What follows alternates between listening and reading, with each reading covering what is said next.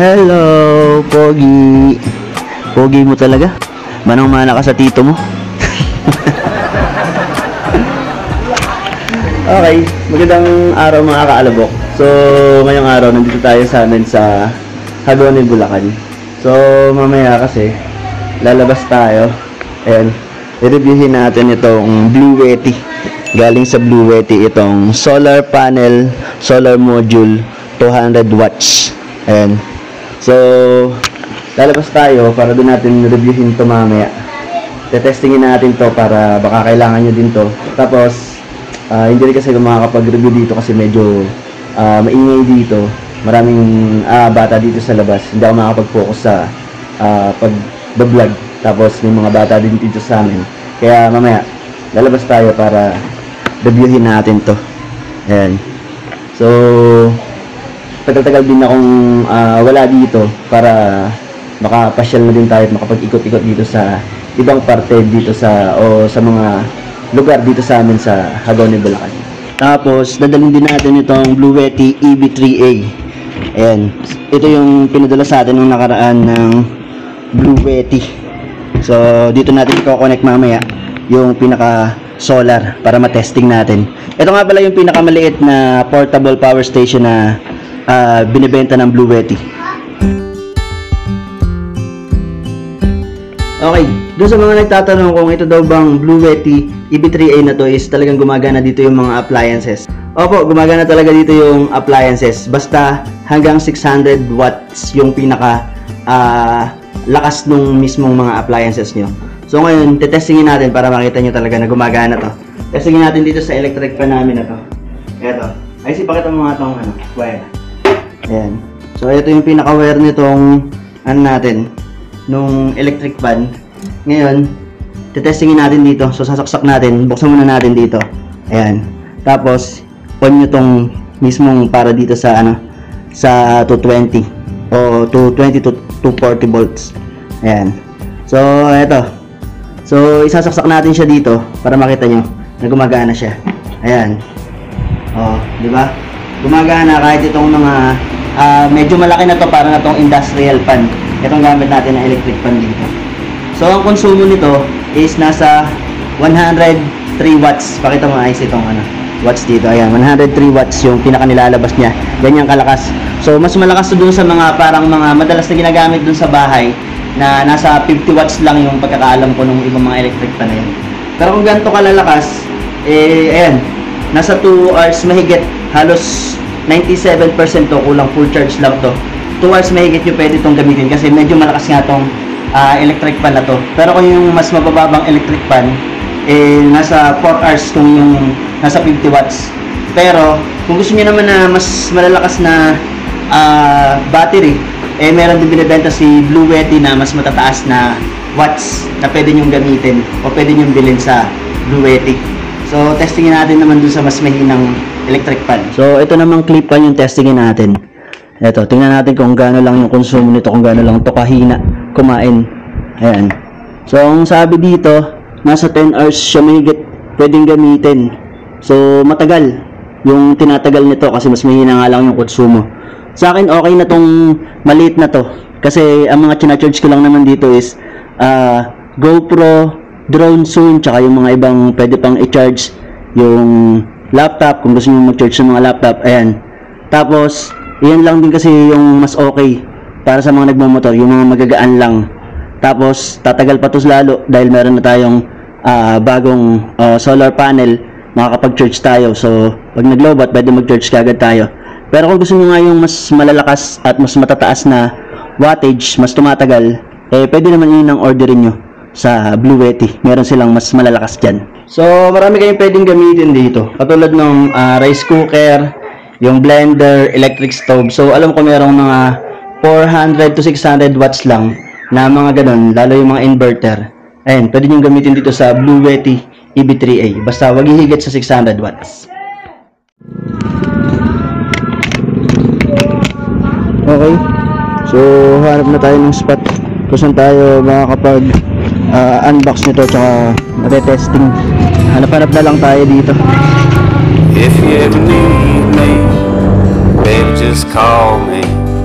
I waste no time, love, I'll come straight to you. Ah, the river's wide, dear, and the road is muddy. Even if I gotta swim there, you know I'll be there soon. I love you like a garden underneath the rainfall. Okay, nandito na tayo sa may Barangay Palapat. Dito sa amin sa may Hagonoy, Bulacan. Malapit na tayo dun sa pupuntahan ko sana ng kung saan tayo mag-testing tsaka mag-unbox nitong solar panel nitong Blue Yeti. Malapit na dito lang yun sa may harap. Doon nga pala sa may mga sasakyan, pwede rin nga pala itong Blue Yeti EV3A. Kasi nakakapag-charge naman talaga dito ng mga pwede nyo i-charge. Tapos makakapagluto naman kayo dito ng mga rice cooker na hindi nga tataas sa 600 watts. So yun, kaya pwede din to. Tapos ang maganda pa dito, pwede nyo siyang bitbitin. Kunwari, malayo yung parking ng van nyo, kailangan nyo magluto o kailangan nyo mag-charge, pwede nyo gamitin, pwede nyo buhatin, pwede nyo dalhin yung portable power station kumpara doon sa ibang mabibigat. So kung hindi nyo naman ginagamit ng babaran yung power station, goods na din to para sa inyo. Okay na din to. Pero kung gusto nyo yung malaki talaga, malakasan talaga, babaran, mas okay talaga sa inyo yung mas malalaki na mga portable power station. Dito na yun, papasok sa pupuntahan natin. Sana lang walang mga dito, mga bata na nagsisipaglaro. Hello bro. Kasi kapag walang pasok, maraming mga kabataan naglalaro dito. So may hingayan tayo kapag maraming kabataan dito naglalaro or nakatambay.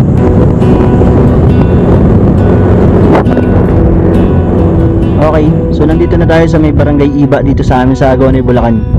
Maganda na rin itong lugar na to para sa pag-unbox natin nitong solar panel na bigay ni Blue Yeti, tsaka para sa pagtitesting natin ito. So unbox na natin dito.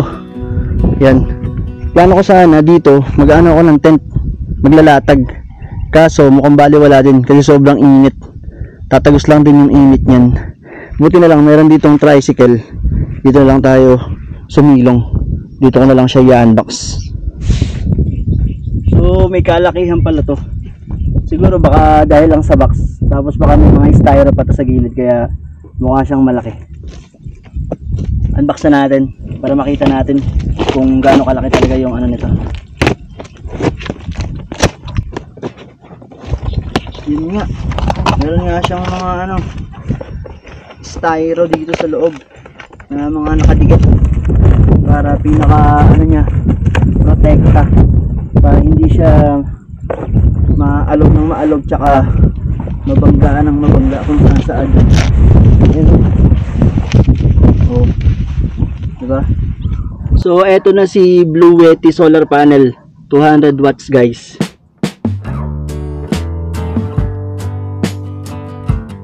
And so dito pa lang sa mga materials, sa mga ginamit, tela, pati itong mga plastic, quality. Ang ganda ng quality niya. Dito pa lang maano na natin kung gaano siya ka-quality pagdating sa mga ginamit nila ng mga materials dito. Ayun, ang ganda niya. Pati dito sa ito yung pinakalikod. Meron siya ditong parang bag na lalagyanan nitong mismong para sa cord niya, para nakatago siya dito. So ang kagandahan nito, para hindi siya sumasabit-sabit kung saan saan. Isasarado nyo lang ulit yung bag na to. Pagkatapos nun, ayun, wala na. Na ulit siya, nakatago na ulit siya. So hindi siya pwedeng maputol basta-basta. Tapos ito nga yung mga tela niya, napaka kapal, maganda. Itong nakabalot dito sa mismong pinaka-solar. Tapos ito, mukha tong waterproof, yung nasa gilid na to na ikinabit nila dito. Ganito yung mga nakikita ko sa mga bag na waterproof, para hindi siya pasukin ng tubig dito sa may mismong cord nya. Ayan, maganda siya. So testingin natin, tingnan natin. So mga hindi nga pala nakakaalam kung ano ang meron dito sa Blue Yeti EB3A 600 watts na to. Ito siya, isang mabilisan lang. Meron siya ditong cigarette charger. Tapos meron siya ditong 12 volts na mga saksakan. Meron din siyang USB, meron din ditong Type C to Type C. Pagkatapos, meron siya ditong ilaw. Ayan, yung ilaw na yan. So, pwede nyo gamitin pagkagabi. Meron din siyang warm.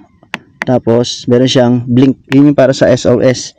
Tapos, ito yung saksakan nga niya para dito sa charger niya sa cable. Tapos, meron din siya ditong saksakan. Ito yung pinakasinasaksakan nung para sa outlet. Diyan yung isasaksak yun. Tapos, ito para sa security to. Automatic to protector circuit. Tapos, ito na yung saksakan dito para sa mga 220 volts. Ayan. So, depende kung ano yung gagamitin nyo dyan. Pag dito kayo gagamit, on nyo yung switch na to. Pag gagamitin nyo to, ilaw, ito yung on nyo. Pag gagamitin nyo tong 220, ito ang i-on nyo. So, may mga switch siya dyan. Ito yung mga katangay ni Blue Yeti EB3A. Ayan. Ito yung cable para doon nga sa solar. Kukonect natin ito mamaya doon sa solar. Ayan. Pagdudutungin natin yung cord nito or cable nito tsaka cable ng solar. Tapos, ito naman yung cord para doon sa outlet sa mga 220 na sasaksakan nyo. Ayan. Ito yun. So, testingin natin itong solar panel. Ilatag natin, tapos i-connect natin dun sa Blue Yeti EB3A para makita natin kung paano siya nag-charge. Sa likod niya, meron pala siyang mga dito. Ayan, yung magsisilbing pinaka-stand niya. Ito, pati ito. So, tatlo. Para kung kailangan yung i-set ito ng naka 45 degrees, pwede nyong i-set up ng nakaganon. Para kung saan nakatapat yung araw. Pero pwede rin naman siyang nakalatag o nakahiga din mismo sa mismong kalsada. So ngayon, testingin na natin, i-charge natin itong Blue Yeti EB3A. Kabit natin dun sa solar panel. So ito na yung cord nitong Blue Yeti EB3A. Ito yung patangay niya. Ito yung i-connect natin ngayon dito sa wire nitong solar panel natin. Hindi kayo magkakamali dito kasi color coded naman siya. Red tsaka black. Pag-aanahin nyo lang yung red at black nito tsaka yung red at black nitong cordon para dito sa pag-charge natin dito sa Blue Yeti EB3A. Male and female, positive and negative naman. Ayan, kaya madali siyang tandaan. Tapos eto yung mismong pinaka na to, dito natin siya ikakabit sa saksakan na to. Ayan, dito siya sinasaksak para mag-charge. Ayan. So, nag-charge na siya. So, ang oras natin ay 4:36 ng hapon. Pero, ang nagiging charge niya, ayan, yung input niya, 95. So, hapon na. Pero, 95 pa rin yung nagiging input niya. So, ibig sabihin, malakas-lakas pa rin yung charge niya. Lalo kung tanghali pa yan. So, yun. So, ang tinatagal nito, depende sa init. Kung gaano siya katagal, gaano kabilis na i-charge. Kasi bumabase tayo sa sikat ng araw nga. So may mga napanood ako dito kapag sobrang tirik ng araw is umaabot ng 150 plus watts yung nagiging input niya o charge. So ibig sabihin mas mabilis siyang i-charge. Umaabot lang siguro siya ng 1 hour mahigit hanggang 2 hours. Ayun, mga ganun kapag sobrang init. Pero pagkahapon na nga, talagang medyo mas mabagal. Kaya katulad dito is nasa 90 plus na lang na watts, di ba? Ayan. So, okay. Goods. Maganda siya. Maganda itong Blue Yeti. Itong solar panel na to. Malaking tulong siya sa atin. So, tapos na tayo sa pag-testing nitong mga Blue Yeti. Gagawin natin dito ngayon is i-enjoy na lang natin yung padapit hapon na to dito sa napakagandang lugar na to. Tahimik na lugar na parte ng Iba Hagonoy na to.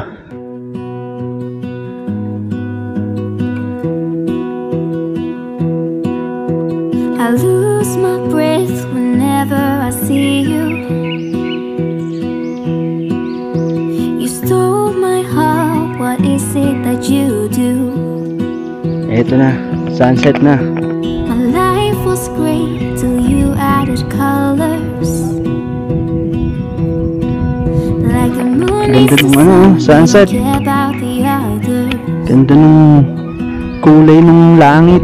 You said my words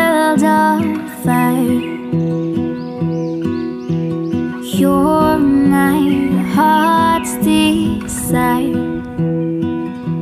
I just wanna love you, just wanna hold you, just wanna be with you till we grow old. Please tell me you'll stay or take me away. I want you for myself every single day. You set me